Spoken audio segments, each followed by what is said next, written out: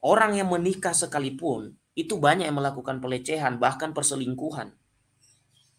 Bukan hanya yang selibat. Jadi selibat itu bukan alasan alasan seseorang menjadi alasan landasannya bahwa akan terjadi pelecehan.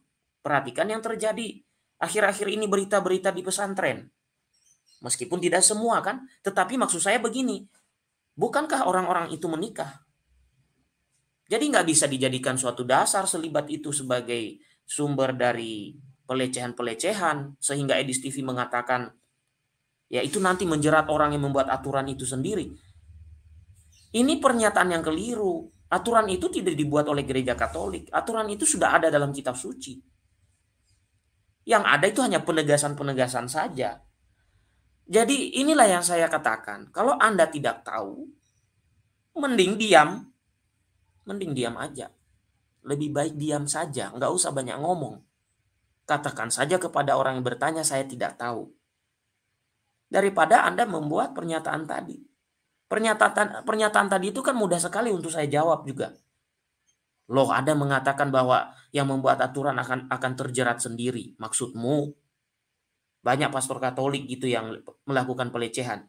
Emang nggak ada pendeta yang melakukan pelecehan? Ada. Emang nggak ada yang dari agama-agama lain yang melakukan pelecehan? Ada. So, jadi alasannya selibat gitu. Nah itu orang-orang itu tidak selibat. Yang melakukan pelecehan-pelecehan itu tidak selibat. Nah itu dulu Bapak Ibu. Sekarang kita dengarkan lagi. Saya kira ini ujungnya di Contoh misalnya, peraturan-peraturan yang mewajibkan supaya pemuka agama tidak menikah, itu adalah satu fakta yang harus kita akui, itu telah banyak menjerat para pemuka agama itu sendiri. Karena apa? Karena ketidakkuatan dia tidak menikah, karena itu peraturan, hanya sekedar peraturan yang harus ditaati, terpaksa ditaati, akhirnya dia jatuh ke dalam dosa, misalnya jatuh ke dalam homoseksual, kemudian jatuh ke dalam dosa misalnya perzinahan dan lain sebagainya. Itulah kenapa makanya kalau tidak kuat untuk jadi pastor Katolik, jangan coba-coba gitu loh. Supaya apa? Supaya tidak jatuh dalam dosa perzinahan, dosa homoseksual dan lain sebagainya. Karena itu sangat berat. Itu bukan bukan itu, saya rasa lebih sangat berat sekali. Seperti saya sendiri, saya tidak akan mampu kalau saya sendiri loh. Ya, tidak akan mampu. Pasti saya akan jatuh ke dalam dosa. Makanya Nah, saya kira sampai di situ dulu videonya Bapak Ibu. Kita jangan ambil semua karena ya bisa aja tersinggung orang yang punya dan dia akan laporkan di YouTube ya. Oke, saya sudah ambil poinnya. Jadi poinnya gini Bapak Ibu ya. Edis TV tidak bisa menjawab orang yang bertanya. Dia tidak memberi pendasaran, dia hanya mengatakan bahwa itu adalah aturan gereja Katolik. Dan justru di akhir-akhir itu kelihatannya dia mau mengatakan begini, hidup selibat itu adalah yang mengakibatkan pelecehan-pelecehan seksual, homoseksual, perzinahan, dan lain sebagainya. Jadi begini Bapak Ibu ya, ini adalah orang yang berpikir seperti katak dalam tempurung.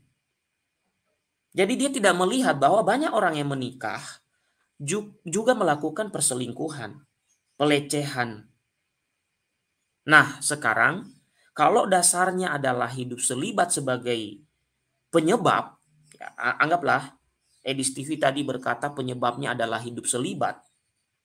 Lalu dia mengatakan ada homo, ada lesbi, dan lain sebagainya. Ini ilmu gado-gado Bapak Ibu. Ini ilmu gado-gado. Kenapa? Mana ada penyebab homoseksual itu karena selibat. Penyebab homoseksual itu kan ada dari genetikanya dan ada dari pergaulannya. Bukan karena dia selibat.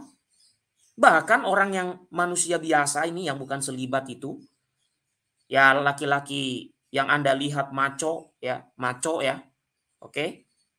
Tidak semua ya Bapak Ibu ya. Mungkin ada Anda melihat dia maco, Anda melihat dia normal-normal saja, bisa jadi dia adalah homo.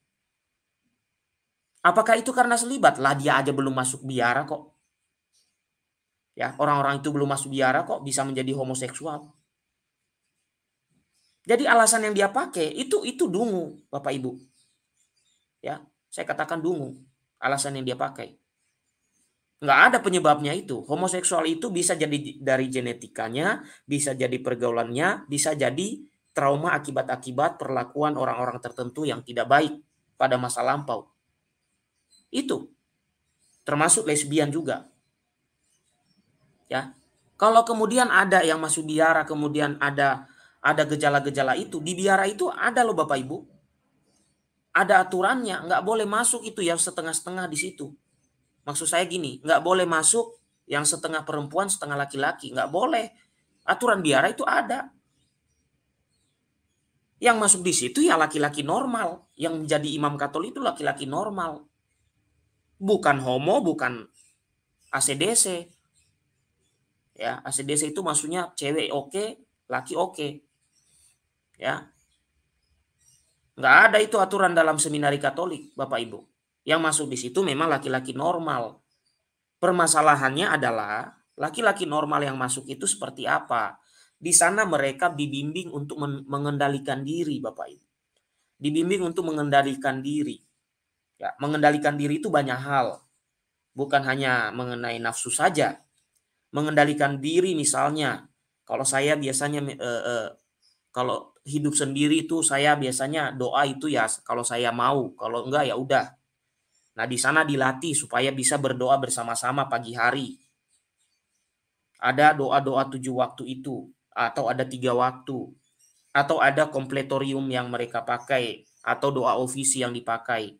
Dilatih untuk mengendalikan diri, keluar dari diri sendiri menjadi pribadi yang berbeda. Ya, dalam arti bisa mengendalikan diri, bisa mengatur waktu. Gitu kira-kira.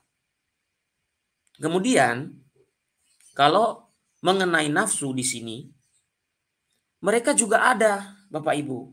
Di seminari itu ada yang namanya mereka dilatih. Ya. Jadi semua yang tadinya itu adalah tersalur kepada nafsu birahi, ya mohon maaf saya harus ngomong, itu bisa mengarah kepada hal-hal yang lain. Misalnya, ya. Misalnya, dia buat karya bentuknya tulisan atau buku atau dokumen atau mereka sibuk dengan menjadi dosen, menjadi pengajar, ya, memimpin misa. Mereka kan sudah ada jadwal-jadwalnya, jam segini, jam segini, jam segini, jam segini, jam segini. Jangankan memikirkan hal itu, pekerjaan itu saja sudah berderet. Dari jam 7 sampai jam 8 pimpin misa misalnya di paroki. Jam 8 sampai jam 9 pergi ke lingkungan atau ke stasi.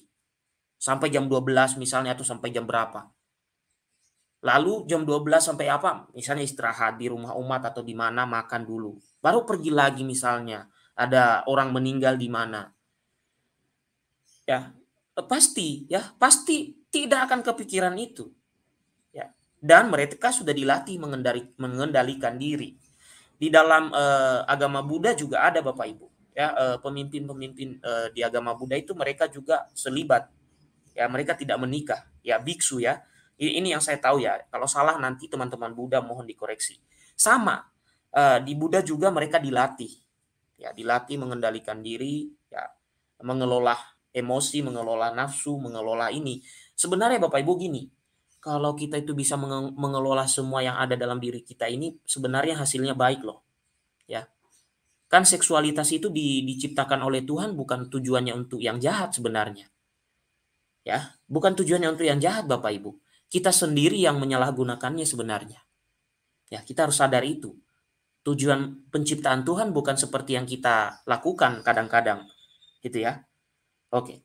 Jadi Edis TV kalau dia mendasarkan bahwa pelecehan seksual terjadi di mana-mana, kemudian ya anggaplah pelecehan seksual terjadi di mana-mana lalu dia mengambil dasarnya karena selibat. Itu saya kira sudah cacat nalar Bapak Ibu. Kenapa saya bilang cacat nalar? Lah di Indonesia saja banyak kok yang terjadi pelecehan itu dilakukan oleh orang yang sudah menikah. Ya, sudah menikah. Contoh ya Bapak Ibu yang kemarin itu loh, anaknya pemilik pesantren ya ditangkap gitu ya, sudah bertahun-tahun dia melakukan pelecehan. Padahal dia juga sudah punya istri. Pokoknya itu ada banyak di Indonesia. Termasuk juga bukan hanya pastor Katolik yang melakukan pelecehan itu. Pendeta juga ada. Kan pernah ada Bapak Ibu. Ini bukan saya mengumbar aib orang, saya paling malas Bapak Ibu sebenarnya untuk mengumbar ini. Kan itu terjadi juga di daerah Sumatera waktu itu. Bapak Ibu yang dia punya anak kiri lalu dia perkosa. Oke, sampai dia bunuh waktu itu kalau tidak salah. Kemudian kan yang terjadi yang sudah bertahun-tahun daerah Surabaya kalau tidak salah, yang sampai gede itu anak perempuan itu sampai besar gitu, dijadikan budak seks oleh seorang pendeta. Kan ada kejadiannya. Pertanyaan mendasarnya adalah, kalau Edis TV mengambil dasar pelecehan seksual terjadi karena selibat, pertanyaannya, masuk akalkah jika dilihat secara universal, secara holistik, peristiwa pelecehan seksual itu? Makanya saya bilang, orang yang hanya berpikiran di dalam tempurung itu tidak akan melihat lebih luas. Nah, coba kita lihat lebih luas ya Bapak Ibu ya. Jangan hanya di Indonesia, coba kita lihat di luar negeri dimanapun. Pelecehan seksual itu selalu saja terjadi. Entah itu orang yang sudah menikah, entah itu yang belum menikah, entah itu yang bahkan mungkin dia punya 5 istri. Karena pelecehan seksual itu berasal dari diri pribadi orang itu sendiri. Contoh, orang menikah misalnya. Ya. Kalau orang menikah, berkomitmenkah ia terhadap pernikahannya? Kalau dia berkomitmen, aduh salah ngomong lagi. Berkomitmen, saking semangatnya. Kalau dia berkomitmen, pasti dia tidak akan melakukan pelecehan terhadap perempuan lain. Karena apa? Dia tahu ada istriku di rumah. Aku juga sudah berjanji di hadapan Tuhan. Kan begitu. Ini masalah komitmen Bapak Ibu, bukan masalah selibatnya. Masalah komitmen.